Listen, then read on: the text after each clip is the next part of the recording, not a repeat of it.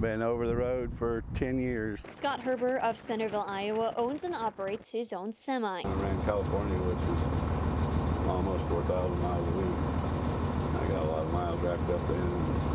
Now I'm down, I only run about, I think last year I ran 57,000 miles is all I ran. Today, he just makes Midwest runs. I'm right at 1 million, accident-free. Behind the wheel of his own schedule, but there's something putting the brakes on the way he works. It's a freedom, and the CLD will just put an ankle bracelet on me that I don't need. I'm not a criminal. An electronic logging device will have to sit on the dash, monitoring how many hours drivers are on the roads. You have 14 hours to drive 11 hours in a day, and so with the ELD, everybody's rushing. That clock's sitting right in front of you on the dash. It's counting down.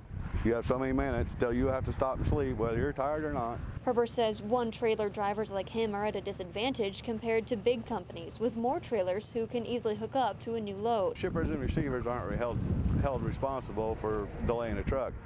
So say you've got to drive an hour to unload. It takes you 4 hours to unload. There's 5 hours. You got to drive 2 hours to your reload. There's 7 hours.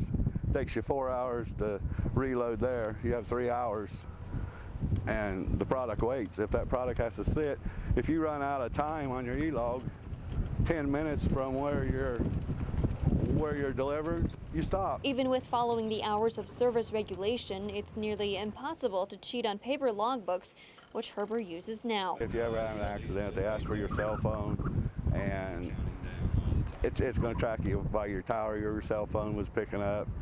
You're on camera at way stations. You're all computer where you get fuel. All they have to do is call where you get fuel and ask what time you fueled. They can match all that up to your logbook. You don't want to cheat your logbook. Herber says he follows the laws already, and an extra system to monitor that has no place in his truck. The law was first set in motion in 2015, a way to monitor truckers' hours on the roads. And they're pushing it through on the basis of safety, which it doesn't have anything to do with safety. It's all big money. It's all about the big money. Everybody's in it for the dollar. And it's going to cost a little guy like me the dollar, which isn't right. Texas Representative Brian Babin is sponsoring a bill to delay the ELD mandate for 2 years, especially citing concerns about transporting live animals.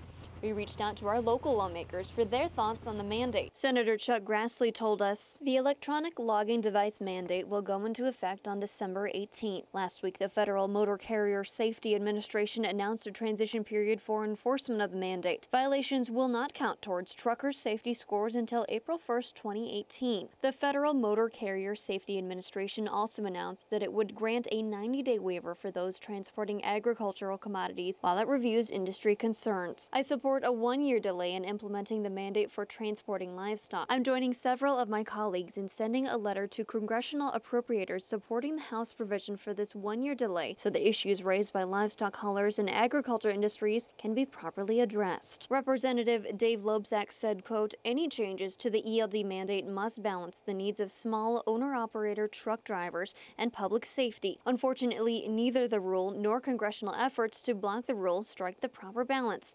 I will continue to work with both the industry and truck drivers to ensure the appropriate balance is struck."